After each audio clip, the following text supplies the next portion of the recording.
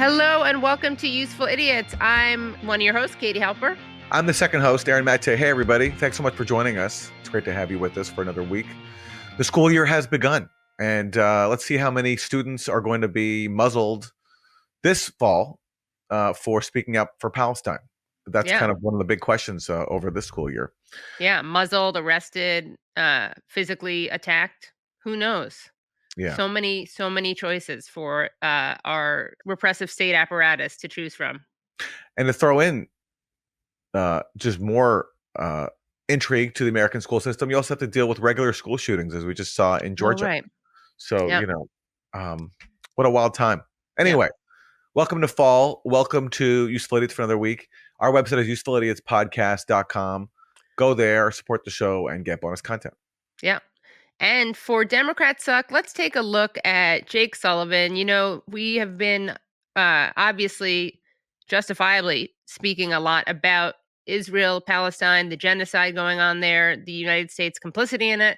But the United States is also complicit in other wars, and that includes the great proxy war between Russia and the United States, basically, that is being carried out in the war between Russia and Ukraine. Let's take a look at what Jake Sullivan had to say about what is happening in that region right now. Yes, Keith Bridge for the New York Times. Have you made any progress with China in discussing what might be a possible resolution for the war in Ukraine? Thank you. I can't say that we did make progress on that issue. The PRC has been very public in its view that the war should end through diplomacy. They've laid out various principles, both. What a strange view. I know. For the PRC to lay out there. The war should end through diplomacy. Yeah, the People's Republic of China is really weird. Yeah. So rather than have two sides kill each other and grind each other down and sacrifice, hundreds of thousands more people, they should talk, aka engage in diplomacy. And for Jake Sullivan, that's like some strange foreign concept. Like that's like saying that, doctors have been very clear in their view that people should drink water, to survive, Right. We all have different approaches to the world, and the U.S. approach includes being hostile to the concept of diplomacy. It's refreshing to see an admission. I know. That's what I was thinking, actually. It is refreshingly honest to say, no, we're not making progress because obstacles like China attempting diplomacy are getting in the way of progress. The Chinese have been very clear in their view that they don't want to see nuclear war. Yeah. We have a different opinion, but we respect our differences, and we understand that China has a different approach to the world, and that's what this world is all about, is living with people who don't share our views that diplomacy is bad and nuclear war is bad. For different folks, yeah. China must be thrilled that they're that he's unintentionally praising them. Unilaterally and in separate communication with the Brazilians. We had the opportunity to exchange views on the war against Ukraine over the course of the last 3 days. We didn't reach any particular plan with respect to diplomacy, in large part because the United States very rigorously adheres to the simple maxim of nothing about Ukraine without Ukraine. So ultimately, it will be up to Ukraine to decide how it wants to proceed with diplomacy and negotiations. Oh, what a truth teller Jake Sullivan is. Nothing about Ukraine without Ukraine. They will not impose diplomacy on Ukraine. We know that the Biden administration really believes in Ukrainian sovereignty, which is why they got in the way of negotiations between Russia and Ukraine that could have, of course, ended this war and saved thousands of lives. Yeah, look, Jake Sullivan omits, and he's helped out in this by the U.S. media, which never talks about the fact that Russia and Ukraine negotiated a peace deal more than 2 years ago, back in April 2022. The premise was basically Ukraine would declare neutrality, which, contrary to people thinking that's some radical demand, that was actually enshrined in Ukraine's founding state constitution. So Russia was simply asking that Ukraine revert to its founding documents. And in exchange for that, Russia would withdraw to its pre-invasion lines, and there'd be some sort of arrangement worked out for Crimea and the Donbass, right? We all know what happened. The U.S. blocked that. or the U.S. opposed that. But even publicly, they said, like, they undermined Jake Sullivan's talking point that nothing about Ukraine without Ukraine. Because, for example, Ukraine, back at this time when this deal was being negotiated, they asked the U.S. and other states for security guarantees to like underpin this agreement with Russia. And this was the U.S. and NATO's response, as captured by a headline at the time in the Washington Post. NATO says Ukraine to decide on peace deal with Russia within limits. Okay. So what NATO is saying, and by NATO, they mean the U.S., that there were limits on what the U.S. would allow Ukraine to decide to make peace. And those limits included that the U.S. was not going to basically let Ukraine make peace with Russia. So Jake Sullivan says nothing about Ukraine without Ukraine, but that headline at the time was much more accurate because they're saying actually Ukraine can decide within limits. And basically those limits included not being allowed to make peace with Russia.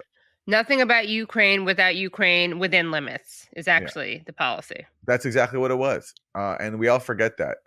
Around that same time, in late March of 2022, NATO even got a hold of the draft peace treaty that was being negotiated between Ukraine and Russia. And there was a meeting in Brussels, which Joe Biden attended. And this is according to the New York Times. It came out recently. The president of Poland, Andrzej Duda, he held up a text of the proposed treaty. And he said, would any of you sign this? He was outraged that this treaty was being negotiated. And nobody in the room said yes. So they were basically saying that on Ukraine's behalf, they were going to reject the peace treaty that Ukraine was then negotiating. So this idea of nothing about Ukraine without Ukraine it's a complete lie, because quietly behind the scenes, they all rejected the peace deal that Ukraine negotiated. And they've been helped along in their rejectionism because U.S. media just never reports this stuff, or at least doesn't highlight it very loudly. And of course, if we get the truth, it comes out as recently happened with the New York Times more than 2 years later. But it's not like there's any urgency to this. It's not like it could have saved lives. Yeah, no. And the latest news is from Ukraine. So, Ukraine tried to leverage its invasion into Kursk, into Russia's Kursk region, by showing Biden like, hey, look what we're doing to Putin. We're really humiliating him. Now, can we get your permission to use U.S. missiles for long-range strikes into Russia? Right. And as has always been the case, first the Biden administration said no, right? We saw that before with ATACMS and cluster bombs and F-16s. And then Biden's like, you know what? Maybe things have changed a little bit. We'll reconsider. And now, according to Reuters just reported this week that actually, lo and behold, the Biden administration is likely going to give Ukraine this permission. So that's the latest step on the escalation ladder that we're onto now. And everyone's just kind of like, no big deal. So it's so great that the U.S. isn't diplomatically oriented the way China is. Yeah. Those Chinese that don't understand that diplomacy is the enemy. Yeah, war. So basically, like nothing about Ukraine without Ukraine means no diplomacy with Ukraine, only war with Ukraine. That's, I think, what that means in real life. Right. So thank you, Jake Sullivan, for laying it out. Thank you for your partial honesty. Okay, for Republicans suck, let's turn to J.D. Vance, the vice presidential nominee for Republicans. Not giving Trump, I think, the boost he expected out of J.D. Vance. I'm not sure what he thought in bringing in a senator who's like barely been elected to office, and doesn't have huge name recognition, and has some views I agree with when it comes to, for example, being critical of the proxy war in Ukraine. But domestically, man, not much, I think, to love. And he was asked about what can be done to curb the cost of daycare in the U.S. And this was his response. What can we do about lowering the cost of daycare? Hayden, obviously a working family, and it's very hard for working families to get by. How will we lower the cost of daycare? Such an important question, Charlie. And I think one of the things that we can do is make it easier for family models to choose, or for families to choose whatever model they want, right? So one of the ways that you might be able to relieve a little bit of pressure on people who are paying so much for daycare is make it so that maybe like grandma or grandpa wants to help out a little bit more, or maybe there's an aunt or uncle that wants to help out a little bit more. If that happens, you relieve some of the pressure on all the resources that we're spending in daycare. All right, so I didn't know this. So there are so many relatives who want to look after kids, but somehow the government is standing in the way. So if only they knew, if only grandma and grandpa knew from JD Vance that they have permission, I guess, to look after the kid, Right. then problem solved. Then we don't have to worry about daycare costs at all. Just Right. let's bring in grandma and grandpa or an uncle and aunt. Yeah, I mean, people have never thought about this until JD Vance suggested it. He really thinks outside the box. Obviously, people, if grandma and grandpa and aunt and uncle aren't already helping out, it's because they didn't hear this idea from JD Vance. There we go. There Now, we go. in fairness to JD Vance, in the clip, he goes on to say also we can increase access for people so they don't have to have such educational burdens, like such a high threshold of education to be able to look after kids. That's his other idea. So basically make it easier for people who want to be professionals in the daycare realm to do it rather than have such a high education burden. But how about, I don't know, doing something like universal pre-K, which is what happened in New York, and but I guess that's too communist for them. It's hard when you don't want to spend any money on social welfare programs, the box you put yourself in. Right. It's very Really difficult. ties your hands. Yeah. Yeah. Does anybody say that does anybody in New York say that universal pre-K has been a bad thing? It's got nothing but rave reviews that I've seen. I'd love to hear the argument against it if there is one. It seems like these programs work where what you do is you invest state resources in services that help people and ease the burden on working people, and so they don't have to worry about getting an extra job or whatever else. I mean, that seems to be the method that works. But if you're a Republican and you're allergic to social services, that's not an option. Well, let's turn to Isn't That Weird? And I think that instead of setting this up, let's just turn to the videotape.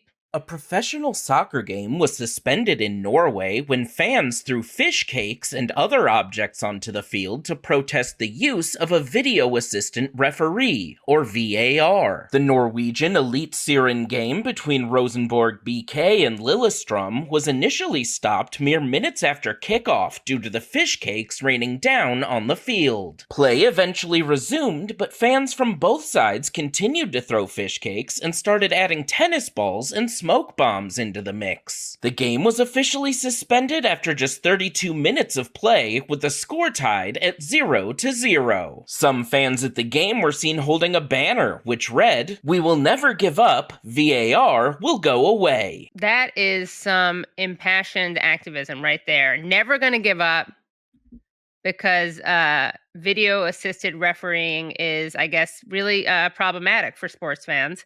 And I just want to give these people a shout out for not just going with fish cakes, but ramping it up to other weapons, stink bombs, for instance.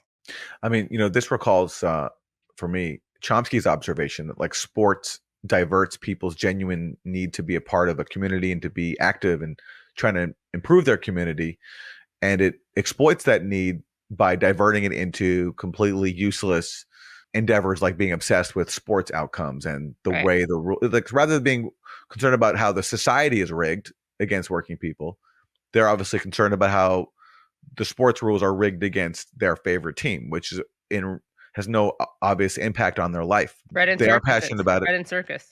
Yeah, but they are passionate about it. I don't understand what their beef is with VAR. I guess they feel as if it leads to delays in the game and wrong calls, but well, actually, Wilson, let's play a couple more seconds of that video because they actually explain it. Critics of VAR, which the league adopted in 2023, say the system leads to referees taking too much time to make decisions, bringing games to long halts in the meantime. The game is expected to be rescheduled. It sounds like these fans have an attention problem where they just can't sit still with their own thoughts for a few extra minutes while the referee is making the decision. So what I would say is a solution is the players on the field need to throw Ritalin and other ADD medications back into the crowd. Yeah, I was going to say they should try some mindfulness exercise. Okay, there we go. Yeah. So or throw mindfulness. Throw mindfulness tapes and audiobooks into the crowd as well. I'm not advocating drug distribution. Right. Yeah. No. He retracts. Aaron retracts that. Yeah. Mindfulness is a much safer approach. Yeah. But I mean, it's, let him eat cake, let him eat fish cake. That worked well too. So, yeah. So what do we got for Isn't That Terrible, Aaron? For Isn't That Terrible, the Russians are at it again. we have a new allegation of Russian interference. And I will say this, I've been very critical of Russiagate. I think it was a complete scam, the whole collusion, Trump-Russia thing. That was obviously a ridiculous conspiracy theory that was shown to be a hoax. Also, the Russian interference aspect of that also was, I think, a massive scam as well. But this time, actually, I do think they've caught the Russians doing something. And it's both terrible and funny. Here's the headline. U.S. government accused an unnamed Tennessee-based company of being funded by Russian operatives as part of an influence operation. The company is called Watch Tenet Now, or just Tenet, and it's linked to right-wing commentators such as Tim Pool, and Benny Johnson, also Dave Rubin. And look, if the allegations in the indictment are correct, it actually does look like Russia, the state broadcaster RT, did engage in a covert influence operation where basically they paid something like $10 million to this Tennessee company called Tenet, which is set up by a couple of right-wing pundits, and disguised themselves as being like Americans when really the money was coming from Russia. And they paid this company millions of dollars to produce content from people like Tim Pool and Dave Rubin and Benny Johnson. If the indictment is correct, I'm going to assume that it is. So it actually does look like Russia, for once, did engage in an influence operation. And of course, this has everybody who bought into Russiagate screaming vindication. The Russians are at it.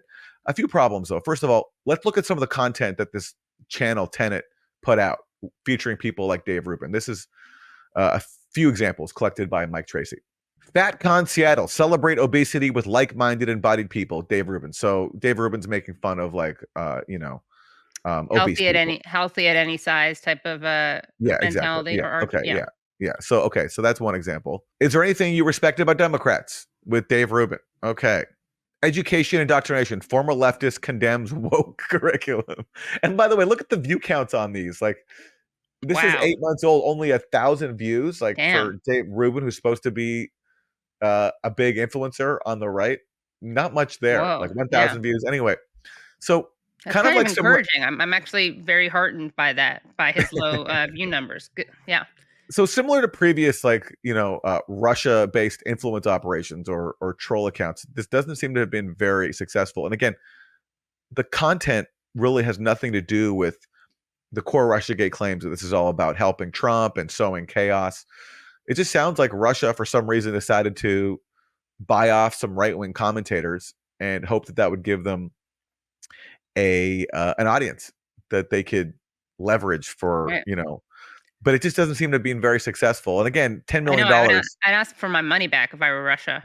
It's a lot of money they pay these people. Now, it's true that some of these people, like Tim Pool, has, from like a right-wing perspective, been skeptical of Ukraine funding, but it's like it's not coming from a very, like, there's not much of a critique there of the national security state and of using Ukraine for a disastrous proxy war and for undermining all the peace opportunities that existed. It's more just from like, why are we spending our money on this? America first. Yeah. Right. Yeah.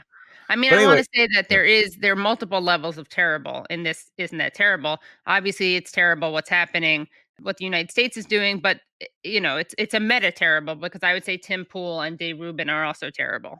Yeah, well, Dave Rubin, especially, I know as being just a unhinged anti-Palestinian bigot, and he's insulted me before on Twitter. He's insulted you, I think, too. Yeah. I mean, so no love here for Dave Rubin. Right. Tim Pool, we're principled. Tim Pool's show, remember when I got...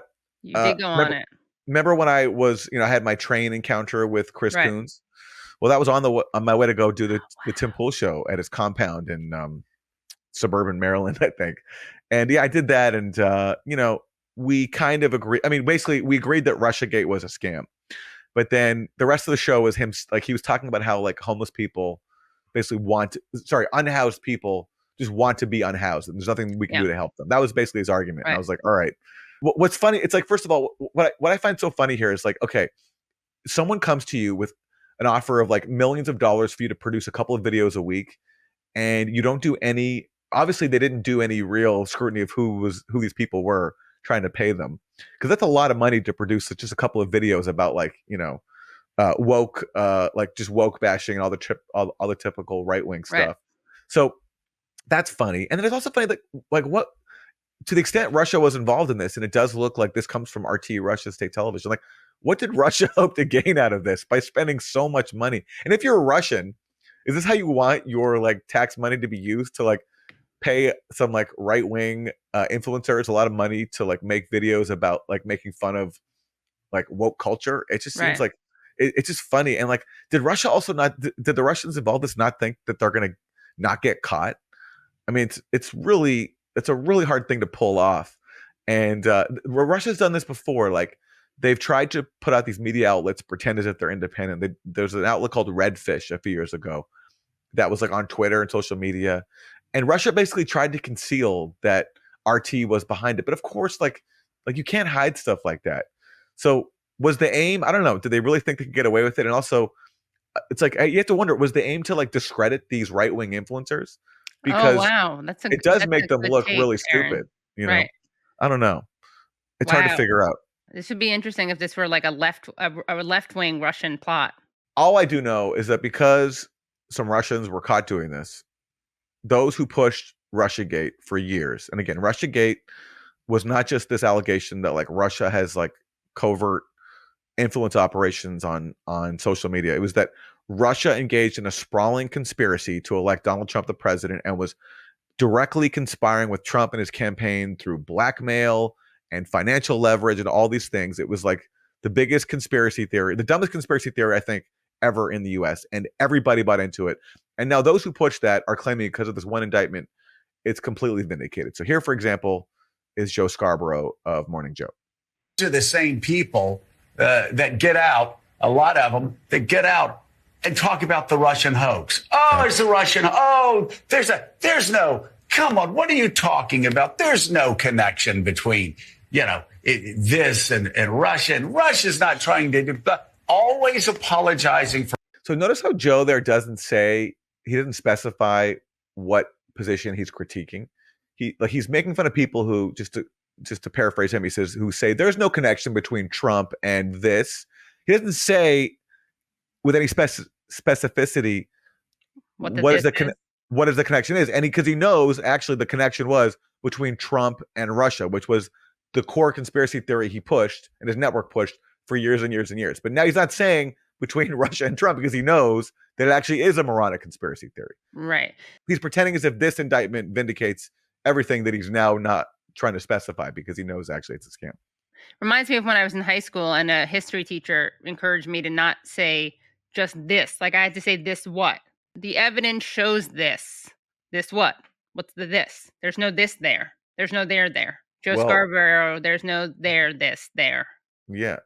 Your high school teacher was inadvertently ruining your chances of becoming an MSNBC host, because if you are an MSNBC now, you don't want to acknowledge that you pushed a conspiracy theory that Trump was controlled by Vladimir Putin for 6 years. True. Well, let's hear a little bit more. Russia, always apologizing for Putin, always claiming that Vladimir Putin is not the bad guy, that Zelensky's actually the bad guy, like the historian who said, oh, Churchill's the bad guy in World War II, not Adolf Hitler. Like this has been going on for years. The kids call it gaslighting. And now we found out at least a few of these who are just straight on working for the Russian government, again, either knowingly or unknowingly. Well, in fact, according to the indictment, it was unknowingly. The indictment does paint, Tim Pool and these guys as being unknowing of the fact that they were being duped by Russians.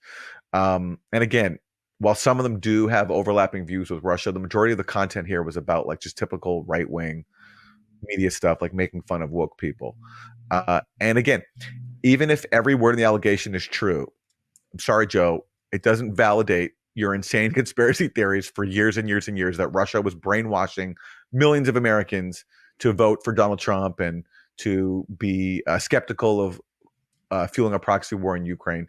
This is just one indictment that entails a few right-wing influencers and about $10 million, which is a drop in the bucket compared to what, for example, AIPAC spends every year to influence U.S. elections and actually sees results. Because rather than just like getting some right-wingers to produce some content, AIPAC is able to spend enough money to oust elected members of Congress. That's actual influence, and that's never something you'll hear complained about on MSNBC. Right. We invite you to cover that, Joe. Please do. That would be great. And those have been your 4 basic food groups. Today's guest is Sarit Michaeli, who is the international advocacy lead for B'Tselem, the Israeli Information Center for Human Rights in the Occupied Territories. And I wanted to start off, before we get to the interview, I just wanted to show a tweet that was written by B'Tselem that I think speaks to the moment right now. Israel is killing the hostages in Gaza one by one. The 6 Israeli hostages whose bodies were recovered from Gaza this morning could have been saved if the Israeli government had heeded the pleas of their families and the Israeli public to reach a ceasefire and an exchange deal. The Israeli government places no value on human life, whether of its Gazan subjects or its own citizens. And here is Sarit Michaeli.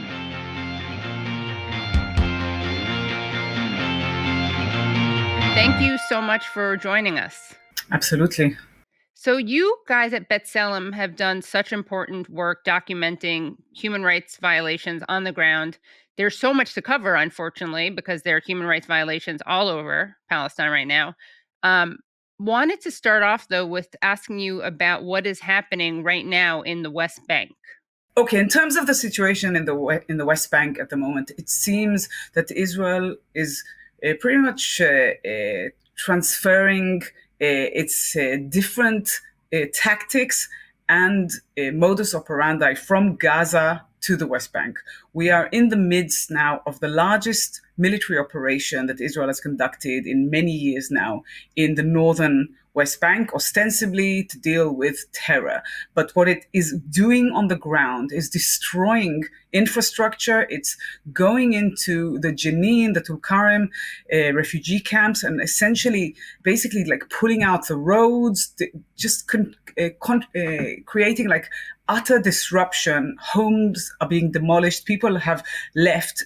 Israel is assessing that thousands of residents of the Jenin refugee camp have left their homes. There's a creation of this new wave of internal refugees within the West Bank. Needless to say, this also involves the killing of many Palestinians. Israel claims they are militants.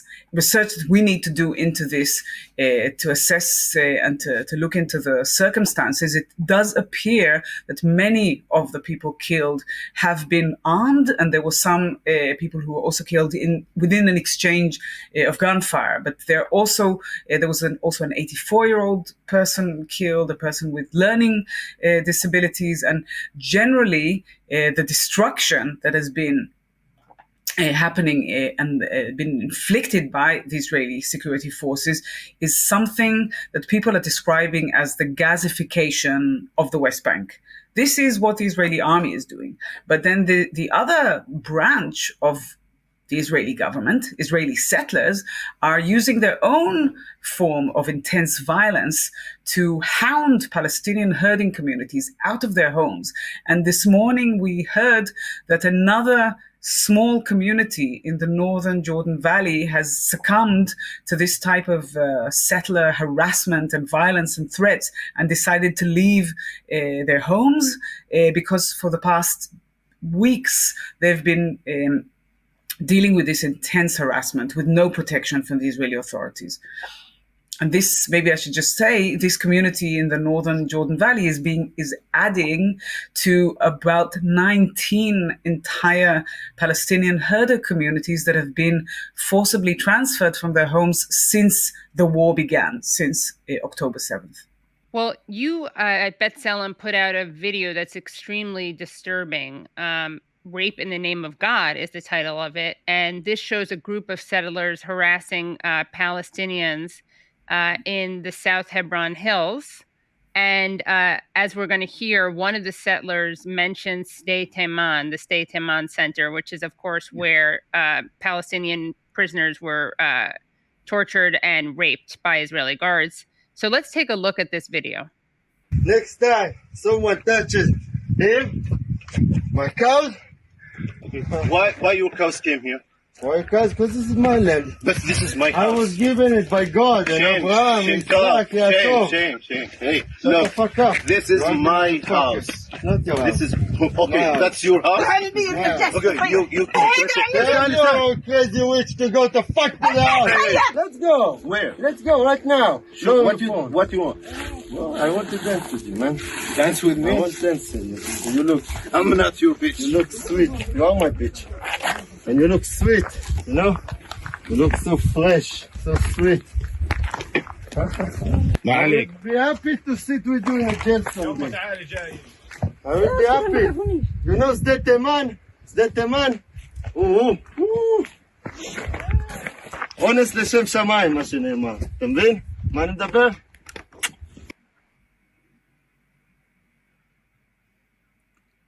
I mean, the fact that this was recorded. Yeah, there's a few things about this. The first is just the utter sense of impunity that these Israeli settlers clearly have, and for a good reason, because they do actually, it's not just a sense of impunity. They have impunity. Nothing is going to be done to them under the current government, the current regime. Not that much was done in previous governments, but under the Ben Gvir police takeover, the Israeli police have clarified they're simply not going to do anything to stop settlers from this harassment, this intimidation. So that's the first thing I think you can see in this video.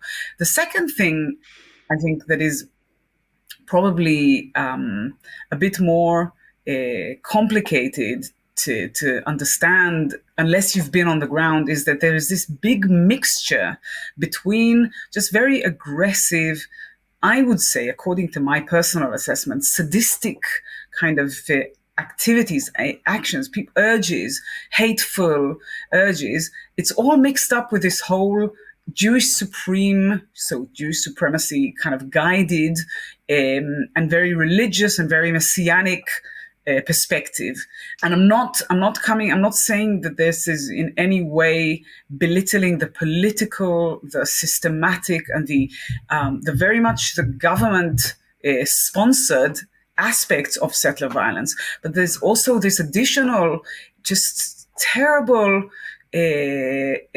violent and very pleased and joyful sort of violence that is now happening, and that is really just blighting the lives of these Palestinian communities. This is one example that is especially egregious because of all of these, also this horrific sexual harassment and these very sexually aggressive and violent undertones. But these are things that we're hearing again and again from settlers on the ground. The objectives in the West Bank are taking over as much land as possible, pushing Palestinians away from the rural areas in order that they can then be taken over and exploited by Israeli settlements, by Israel. That's been the objective for decades.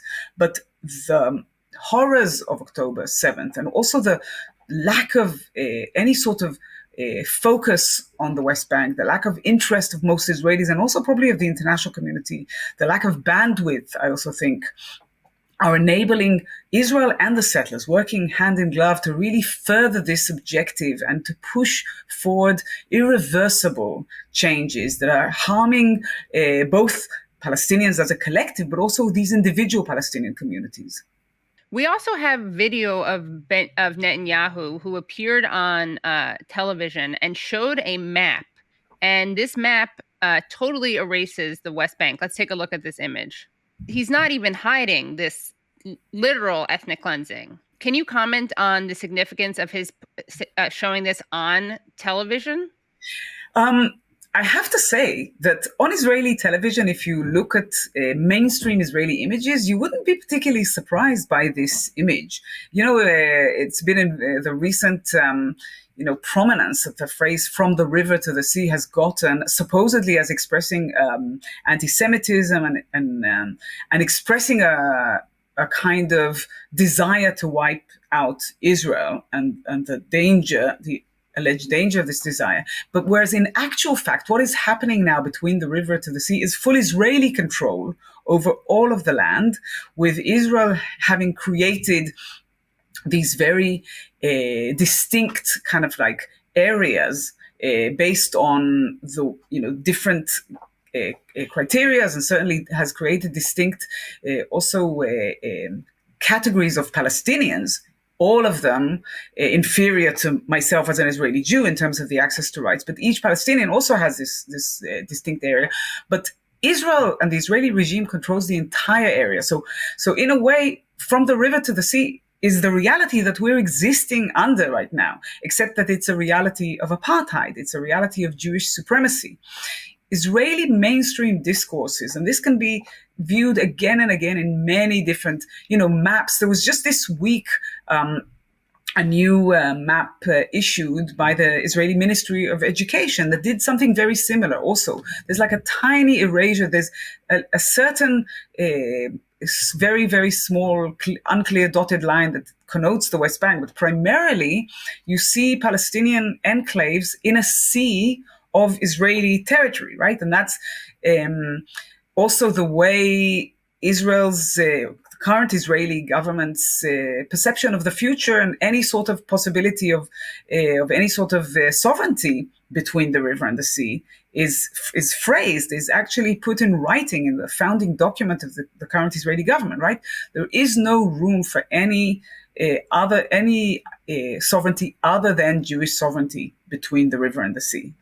I'm paraphrasing, I'm not quoting exactly. This is how Israelis are brought up to think. And then when most Israelis don't really think of the West Bank as occupied, don't really view the occupied territories as being occupied, it's for a good reason, because there is a vast governmental investment in denying this sort of information from Israelis, for example, in the education system. That's not to say that the information is not available, but the wiping out, the blurring of the green line is a very long term policy of the Israeli government. It's expressed in a lot of our kind of daily conversations here in Israel. So I'm not surprised that Netanyahu has erased the West Bank. From the perspective of Netanyahu, the West Bank is under full Israeli control, except that there's kind of like this counter argument, which is that actually the Palestinian Authority have some form of self-rule in these tiny enclaves. And that is essentially another one of the Israeli kind of like arguments that are used to justify our full control over everywhere. But because the mere existence of the Palestinian Authority is utilized as a kind of a counter argument to demonstrate essentially that Palestinians are not occupied, right? That they're actually living in some sort of independence, which is of course an absolute lie. Yeah, I mean, the Palestinian Authority has accomplished what? There are some VIPs that get special treatment. They don't have to go through checkpoints like in the Palestinian Authority. And they do employ a lot of people. So there are a lot of people in the West Bank who rely on the PA for their jobs. But aside from that, in terms of protecting anybody, for example, from the latest Israeli assaults on places like Jenin, Palestinian Authority is nowhere to be found. And there's a lot of frustration against them in the West Bank because of it. What do you think Israel's goal is in the West Bank? Is it similar to Gaza, to push out as many people as possible? Like, are they expecting, or are they trying to encourage another exodus of Palestinians? I don't know that there's one concrete, coherent goal. I think there are many goals. And if you speak to people like Smotrich, who very usefully for us wrote down the exact objective that he has in his plan, which is to remove all Palestinians from anywhere between the river and the sea. But if you're talking to more mainstream people in the Israeli settler movement or the Israeli right, when you think about their plans, it's not 100% coherent. And I often think that plans are often, and this is my analysis, of course, the plans are based on what is realistically achievable at any given moment. 2 years ago, if you'd have spoken to settler leaders, they would not dream in their wildest dreams that they'd be able to forcibly remove so many Palestinian herding communities from their land so quickly and easily. I think before 2016, you would have probably not been able, the assessment of what is, before Trump's election, the assessment of what is realistic was probably different. So, and when you listen, for example, to Orit Struk recently, I'm not sure you followed her statement about feeling like she lives in a miraculous time, right? She's a government minister, the minister of essentially settlement. It's very clear that she did not expect this quote unquote miracle to happen very soon. This, by the way, is a miracle when, tens of thousands of Israeli citizens, I'm not even talking about Gazans, have been evacuated from their homes, when thousands of Israelis have been injured and 1,200 Israelis killed on October 7th. That is a miraculous period for the Israeli messianic far right, because it enables all of this settlement expansion. It enables so many things in the West Bank. I mean, I'll give you one example. Last year, the olive harvest fell, or the annual olive harvest starts at about 15th of October. So really days after October 7th and the beginning of the war, there was also the beginning of the olive harvest. And almost all Palestinians in the West Bank were not able to harvest some of their crops. The assessment is that 50% of the crops were not harvested last year. And that was because of, due to the very concerted and coordinated campaign by settlers and the army to stop people from reaching their olive groves in order to harvest. This is something, this is them utilizing an opportunity to a devastating effect. I don't see, by the way, how we're arriving at any sort of new dynamic this year. And remember, in just over a month, people are going to try and reach and access their olive trees again throughout the West Bank, with the same issues still plaguing them. Settlers organized in these paramilitary groups with the blessing of the Israeli army, many of them carrying weapons provided by the army, many of them part of these rapid response units. A lot of Israelis have also received guns and weapons from Ben Gvir. So all of these things still happening on the ground. And I would say that they will go as far as they can. Many of them are fantasizing openly, none of this is secret, about removing all of the Palestinians over the river to Jordan. But I'm not saying that this is on the cards. What I am saying is that the current reality that we're dealing with in the West Bank is getting closer and closer, is looking closer and closer, what we've been seeing in Gaza. And if you had told me a year ago that Israel would be able to empty the northern Gaza Strip from almost all of its inhabitants, to demolish almost all of the infrastructure in that area, we probably wouldn't have believed it ourselves. So we need to be very cautious, and we have to also accept that the international community has been absolutely, has simply not stepped up to their role in thwarting these kinds of Israeli actions. And I'm going to ask you more about the international community in a second, but returning to the issue of sexual violence and rape, I want to ask you about the report that B'Tselem put out last month, Welcome to Hell. And could you explain why it's called Welcome to Hell, and also summarize the findings of the report? Yeah, it's called Welcome to Hell because this is what a jailer, an Israeli prison service worker, told one of our witnesses when they entered the jail, the prison. The report essentially looks at the testimonies of Palestinian prisoners who have been either detained after October 7th or detained before, but experienced the kinds of conditions post-October 7th in the Israeli prison system. We're not talking about Sde Teiman, right? In a way, paradoxically, we only spoke to people who Israel did not think of as very dangerous terrorists, quote unquote, because they were all released. We interviewed them after they were released, most without actually facing any sort of trial. Maybe they might have been administrative detainees, they might have been arrested, kept for days or weeks and then released. And some of them are actually people who served their sentences. But the majority were not tried, didn't face any proper real trial. And they gave the most gruesome accounts that are very consistent, even though they came from different prisons and different towns, and none of them have been in touch with one another in any systematic way. They gave accounts that demonstrate the systemic nature of what has been happening in the Israeli prison system. And the way we summed it up is that after October 7th, Israel turned the prison system in it that deals with Palestinians into a network of torture camps, because the treatment that these Palestinians have faced in that period amounts to torture in many of the cases, in some cases amounts to abuse, and it includes the whole range of these abusive practices like overt violence, intense violence, beatings, and also humiliations and terrible conditions, horrific, both kind of living conditions and also any sort of ability to maintain a sort of daily routine or any sort of hygiene has been destroyed.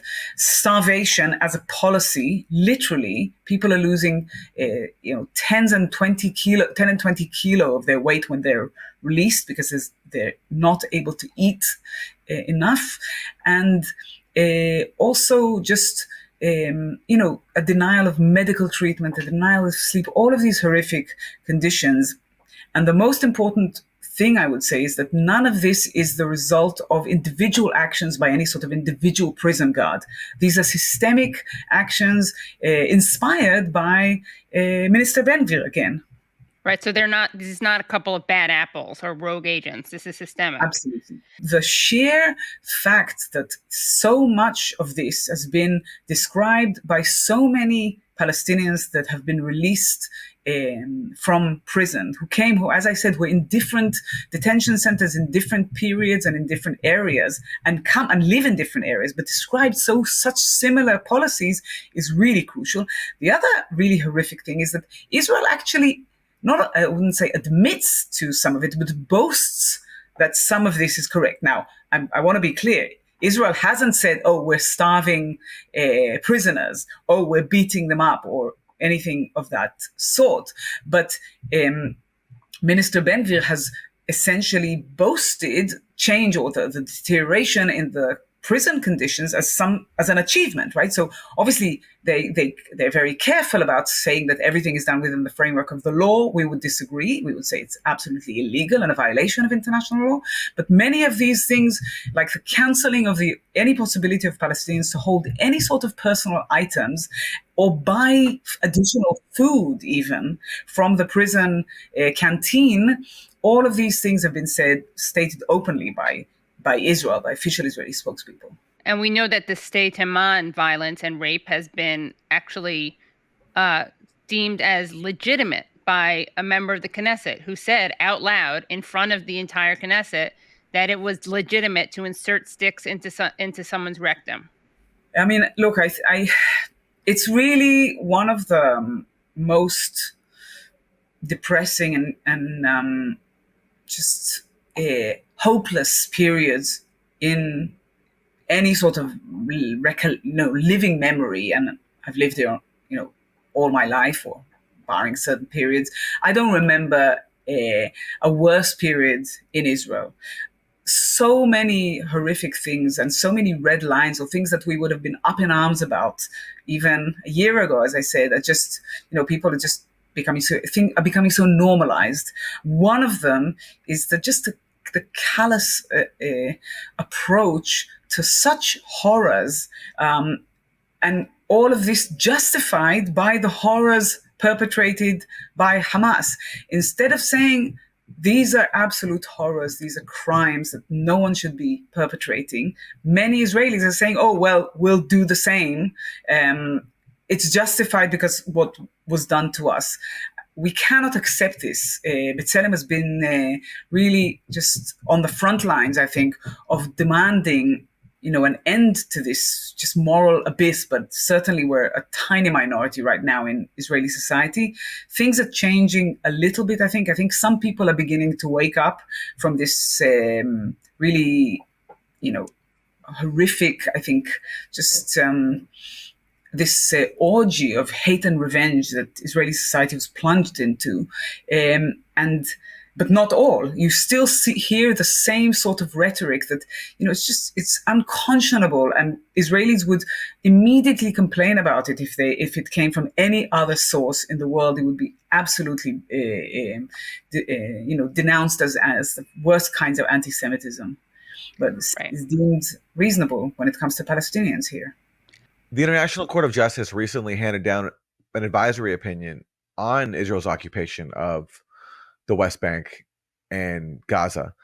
And it was pretty unequivocal. It said, the state of Israel's continued presence in the occupied Palestinian territory is unlawful. Israel is under an obligation to bring to an end its unlawful presence in the occupied Palestinian territory as rapidly as possible. Israel is under an obligation to cease immediately all new settlement activities and to evacuate all settlers from the occupied Palestinian territory. Your thoughts on the significance of this ruling, and as a human rights group working in Israel, can you do something with this? Does this, bolster the case against Israel at all in any kind of legal forum, or is this just yet another ruling that the world will basically ignore? Well, I think both could be correct. The case against Israeli, I would say against the Israeli government, against the Israeli regime, or the Israeli human rights violations is absolutely bolstered by this. It's also, we have to be mindful that it's, even though it's the foremost legal instance on these issues in the world and should be viewed as a binding decision. It's not. It's an advisory opinion, and it's already been clarified to us by many governments that this is an advisory opinion. However, I do think there's two things from our, there's many things, obviously, but there's two things to mention right now.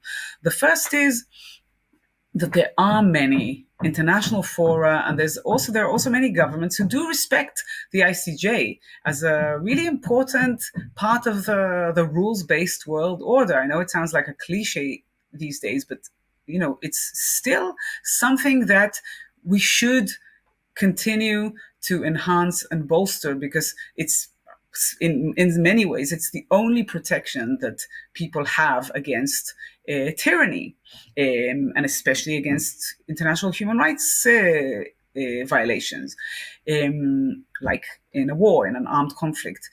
So there are different places where this will matter, and where governments can be confronted, and also different institutions like the United Nations institutions, and there should be an ongoing challenge to the status quo in these institutions. And the advisory opinion is very important on that level, because it ends a certain legal debate that has not really been a real legal debate. The illegality of the settlement was known to Israel since a few months after the beginning of the occupation, because there is an advisory opinion, or there's actually more like a legal opinion by Theodore Meron, who was then the legal advisor of the Israeli Ministry of Foreign Affairs. All of this is well known and established facts, saying that that settling in the occupied territories would violate Article 49 of the Geneva Convention. So Israel knew it in real time. It chose, and it still chooses, to violate the law.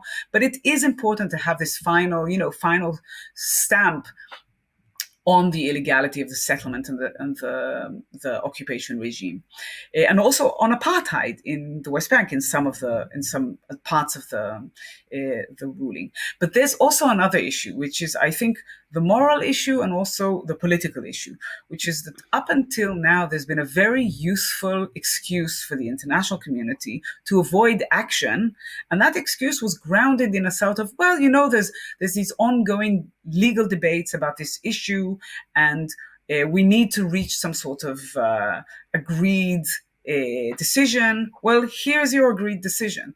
There is no room any longer for, kind of like foot dragging on this issue. Another question, or another kind of like counter argument that I've heard personally, and a lot of my colleagues, and I'm sure you've heard it as well over many years, is that, the issues should be resolved within a framework of a diplomatic process or in a peace deal. And I think it's become clear now that this advisory opinion at least puts an end to the notion that there is somehow, it's okay to continue this illegal, this very, very violent, cruel occupation, while at the same time talking and paying lip service, I would say, to some future diplomatic agreement that would lead to the establishment of a two-state solution and end the problems. That is just like, that argument can no longer, in my reading, right, in our position at B'Tselem, can no longer be used to stall effective action that will get Israel to comply with this advisory opinion. And of course, it's not an easy thing to do. Look at what's going on in Gaza. Israel has not complied with requests by the international community and not even with requests by the United States of America, our biggest funder and enabler.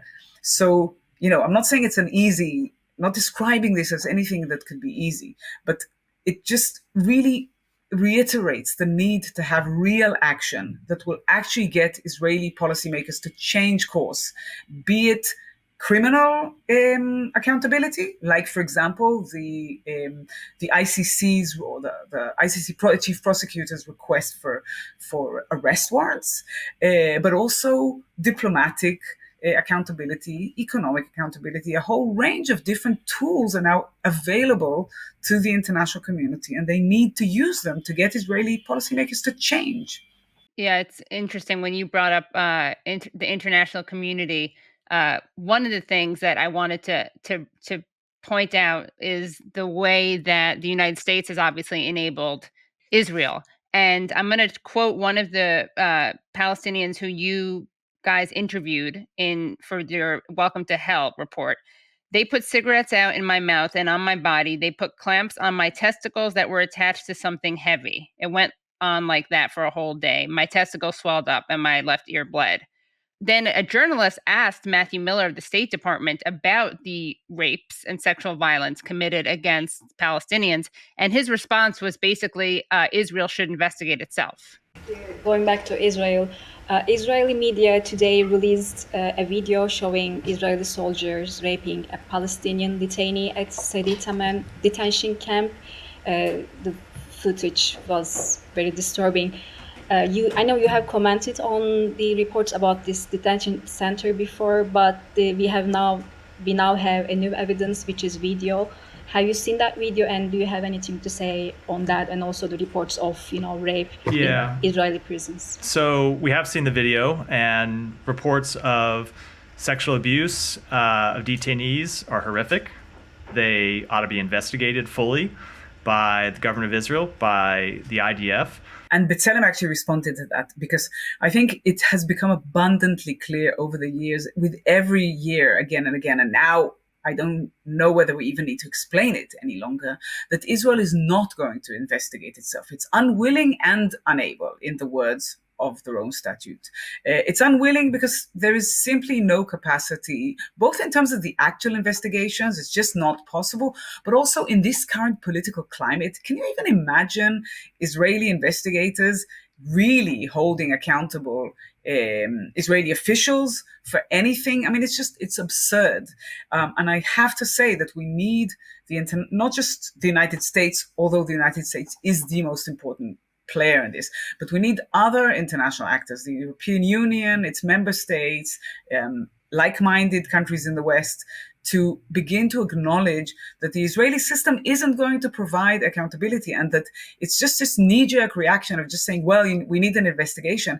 But B'Tselem's demonstrated again and again that these investigations are nothing but a very elaborate whitewash. I think we made that case very well, and it led us, at least in 2016, to stop referring cases to the investigative bodies, because we reached the conclusion that, as I said, that they function as a whitewash mechanism, not as a real mechanism to hold Israeli officials accountable. But I think now, when we have a government that is led by people who are openly, inciting to racism and inciting to violence, and also openly saying that they're never going to arrest or hold any Israeli soldier or border police officer or police officer accountable, then I think the case is clear. And then you have just so much of this foot dragging and additional red tape that is being pushed forward, for example, by the different kind of briefs that have been provided to the ICC by different countries, including the United States, that isn't even part of the ICC, just in order to either get Israel off the hook or buy time until the decision of the pre-trial chamber about these arrest warrants. And this is unacceptable. There needs to be an understanding that you cannot have a system like the ICC, for example, which is only being applied to, to African dictators. It's just not acceptable. And I think when I say that our kind of outreach on this issue is primarily to the West, that's because countries in the global South are actually angry and furious about this reality, where Israeli policymakers are receiving, a totally different, set of conditions, or when it comes to the holding of this country, of Israel, accountable in the ICC. I think the credibility of the court and of all of the countries that are part of it is really at stake here. It's not just about Israeli policymakers, Gallant and Netanyahu. You responded to a tweet by Kamala Harris the other day. I'm going to show the Kamala Harris tweet and then your response to that. Today, POTUS and I met with the U.S. hostage deal negotiation team. The murder of Hersh Goldberg Poland and 5 other hostages was a brutal, barbaric act by Hamas terrorists. As POTUS said, Hamas leaders will pay for these crimes. It's long past time for a ceasefire and hostage deal. We need to bring the hostages home and end the suffering in Gaza. And you responded, Netanyahu is working for a Trump victory and will not willingly give Biden-Harris the win of a ceasefire and hostage deal. The only way to achieve this objective is through enough U.S. pressure to force Netanyahu's hand. So can you elaborate on this tweet and what you're saying there? And to hear the rest of the interview, please go to usefulidiotspodcast.com. Well, another depressing interview about the world's worst crisis. It's very grim, but, in any sad situation, you have to look for rays of light, and certainly activists like Sarit doing the work on the ground to expose the Israel occupation. It's a very positive thing. And, I may have some points of disagreement about the nature of Israel and whether, what can you do with a state like this, which is just so consumed with supremacy and has nuclear weapons. I mean, can this state even be reformed? I hope it can, but it's very, very grim. But regardless, I'm very grateful to people like Sarit doing the work to expose the reality, because without them, so many of these crimes would just never be known. Right. So it's very, very important what B'Tselem does. And definitely go to usefulidiotspodcast.com to see the full interview with Sarit, where she reacts to a very disturbing podcast called Two Nice Jewish Boys, which they're not nice at all. And I think it really speaks to a level of societal rot that we're seeing in Israel right now. All right.